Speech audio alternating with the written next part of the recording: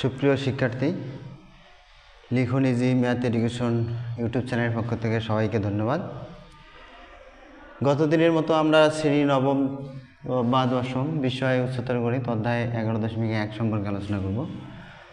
তো আমরা এই অধ্যায়ে বেসিক ক্ষেত্রে যে লম্বের দূরত্ব, যদি আমরা এখানে একটি বিন্দু হয় পি, একটি বিন্দু এখানে একটি কিউ হয়, দুটি বিন্দু, তো বিন্দু দুটি যদি আমরা যোগ করি সেক্ষেত্রে লম্ব দূরত্ব দাঁড়াচ্ছে পি কিউ। পি এবং কমা কিউ অর্থাৎ এটা হলো যে বিন্দু, বাট পি কিউ হলো বাহু। পি আর কিউ কি হয়? বাহু। এই লম্ব দূরত্ব পি কিউ এর ক্ষেত্রে আমরা জানি যে যখন আমাদের পি কিউ হবে, তো পি কিউ সমান আমরা জানবো x2 - x1 whole square plus y2 - y1 whole square. এটা হলো আমাদের সূত্র। এটা কি সূত্র? তো এখন যেহেতু আমাদের এখানে বিন্দুগুলো আছে এ, বি, সি, তো এইখানে আমাদের লক্ষ্য রাখতে হবে যে এটা হলো এক্স এর মান, এটা হলো ওয়াই এর মান, আবার এক্স এর মান, ওয়াই এর মান, আবার এক্স এর মান, ওয়াই এর মান। তো এ, বি, সি আছে তিনটি বিন্দু। তাহলে চিত্রে দেখা যাক। ধরলাম এ বিন্দু, এটি এ বিন্দু, এখানে বি, ধরলাম এটা বি, এখানে সি, দেখুন সি। তাহলে বিন্দু তিনটিতে যোগ করি এ, বি, সি, অর্থাৎ একটি ত্রিভুজ আছে। তাহলে তিনটি বিন্দু যোগ করলে আমরা ত্রিভুজ পাই। তো এই ক্ষেত্রে দেখা যায় যে এ সি একটি, অর্থাৎ কি আসতেছে আমাদের চিত্রের ক্ষেত্রে আমাদের আসতেছে এ সি। লম্ব দূরত্ব দাঁড়াচ্ছে কি আমাদের এ বি, এ সি, এবং কি দাঁড়াচ্ছে বিসি। তাহলে এই বাহু ভেদে ত্রিভুজ হলো তিন প্রকার। একটা হলো আমাদের সমবাহু, সমদ্বিবাহু এবং বিষমবাহু। যখন এই ত্রিভুজের বাহুগুলোর দৈর্ঘ্য সমান হবে তখন সেটা হবে সমবাহু, অর্থাৎ তিনটা দূরত্বর যদি মান সমান হয় সেক্ষেত্রে বুঝবো আমরা ত্রিভুজটি সমবাহু ত্রিভুজ। এরপর যদি যে কোনো দুইটা বাহু দৈর্ঘ্য সমান হয় তাহলে বুঝবো ত্রিভুজটি সমদ্বিবাহু। কোনো বাহুর দৈর্ঘ্যই সমান না তাহলে বুঝবো ত্রিভুজটি বিষমবাহু। তো মূলত আমাদের দূরত্ব নির্ণয় করার পর আমরা এইটা বুঝতে পাবো। তাহলে আমরা অঙ্কটি করার চেষ্টা করি কথা না বাড়িয়ে।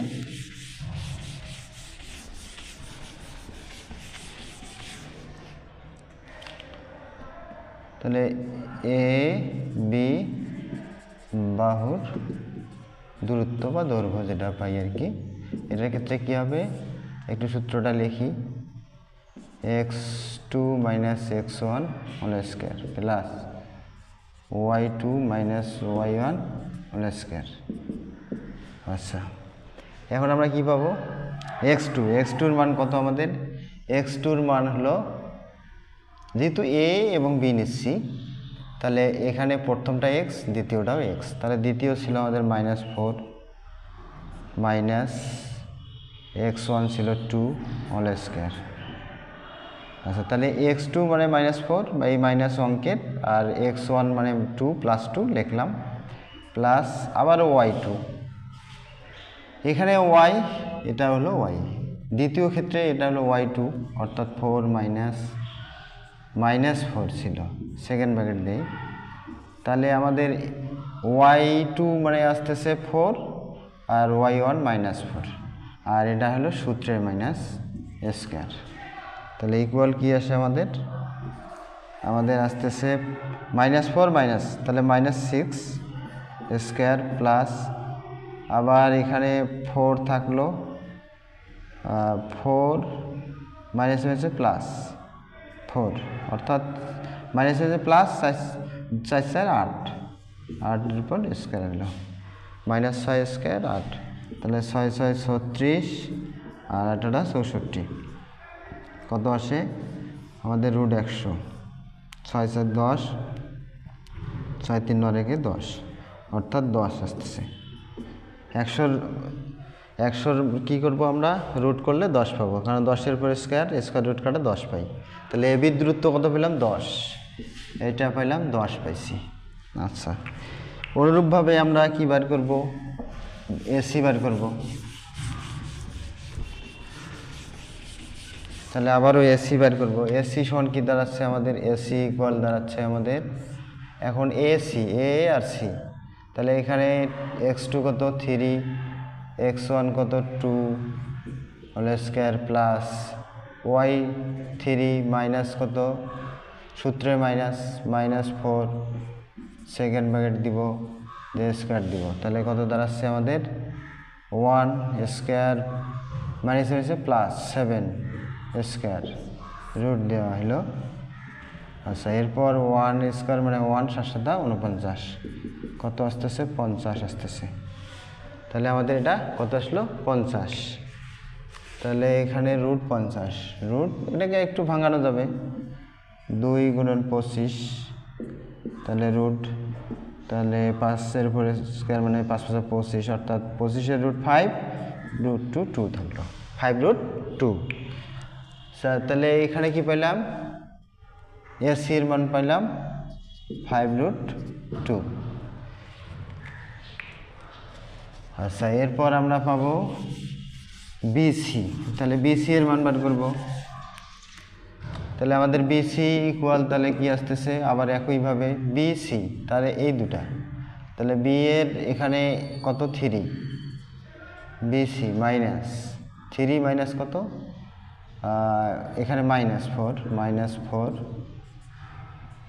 অর্থাৎ এটা হলো x2 minus x1 whole square plus আবারও কি 3 মাইনাস 4টা হলো y1, এটা হলো y2, যেহেতু বি আর সি। তাহলে আমাদের কি আসতেছে? 3 মাইনাস প্লাস 4 স্কয়ার প্লাস 4 থেকে 3 গেলে -1, এটা সেকেন্ড ব্র্যাকেট স্কয়ার হবে। তাহলে সূত্র স্কয়ার দেওয়ানো হলো।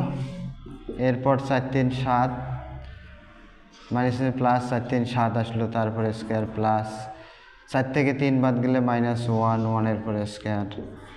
তাহলে কি আসলো? 7 7 49 প্লাস 1। যে কোনো সংখ্যার কি হবে? বর্গ অবশ্যই ধনাত্মক হবে। মাইনাসের পরে স্কয়ার মানে মাইনাস গুণন মাইনাস, মাইনাসে মাইনাসে -1 গুণন -1 ইকুয়াল প্লাস হয়। যে কোনো সংখ্যার উপরে জোর পাওয়ার থাকলে প্লাস হবে, আর মাইনাস পাওয়ার থাকলে, যদি জোর পাওয়ারটা পাওয়ারটা হয় জোর, তাহলে প্লাস হবে, আর বিজোড় থাকলে মাইনাস থাকবে। আচ্ছা, তাহলে আমাদের এখানে কত আসতেছে? 50 রুট, তাহলে একই আগের মতোই 5 রুট 2। তাহলে এটা আসলো 5 রুট 2। তাহলে মানগুলা আমাদের আসলো। আসার পর আমরা তাহলে কি পাইলাম? যেহেতু তিনটাই একই, তাহলে এটা সমদ্বিবাহু ত্রিভুজ। সবাইকে অশেষ ধন্যবাদ।